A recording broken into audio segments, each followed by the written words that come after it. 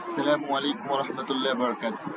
আজকে আমি আলোচনা করব আমাদের মাদ্রাসা এডুকেশন নিয়ে। আমাদের মাদ্রাসা এডুকেশন আরো এক্সপেন্সিভ হওয়া দরকার। গতকালকে একজন মুফতি সাহেবের সাথে আমার দেখা হয়েছিল।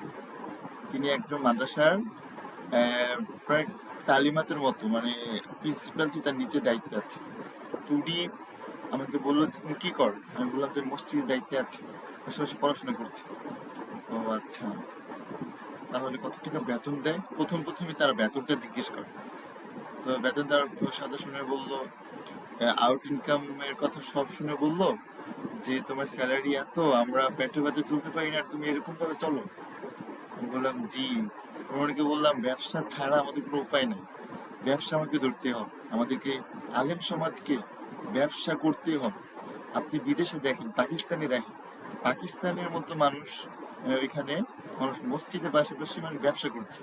অথচ আমাদের বাংলাদেশে এমন একটা ট্র্যাজেডি যে মানুষ ব্যবসা পছন্দ করে না। একজন ইমাম সে ব্যবসা করবে, একজন হাফেজ মাওলানা সে ব্যবসা করবে, তার কাজ হচ্ছে মসজিদ মাদ্রাসা নিয়ে থাকে, সে কেন ব্যবসা করবে?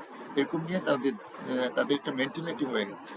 এখন আমাদের উচিত আমাদের নিজেকে আপডেট করে, আমাদেরকে বিভিন্ন স্কিল আপডেট করে এমনভাবে সাজানো, যুগ সমাজ সমস্ত সমস্যা সমাধান করতে পারি এরকম যোগ্যবান হওয়া দরকার।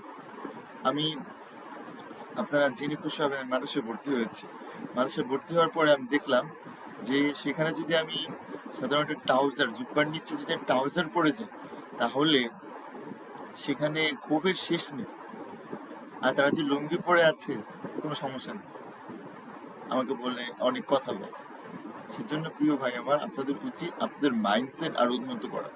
আজকে কেন আমরা আমাদের সমস্যা সমাধান করতে পারছি না?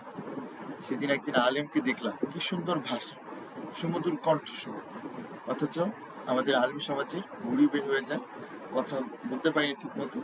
কেন এইসব সমস্যা? এই সমস্যা সমাধান থেকে আমরা কবে বের হব? অবশ্যই আমাদের বের হতে হবে। ঠিক আছে, আসসালামু আলাইকুম।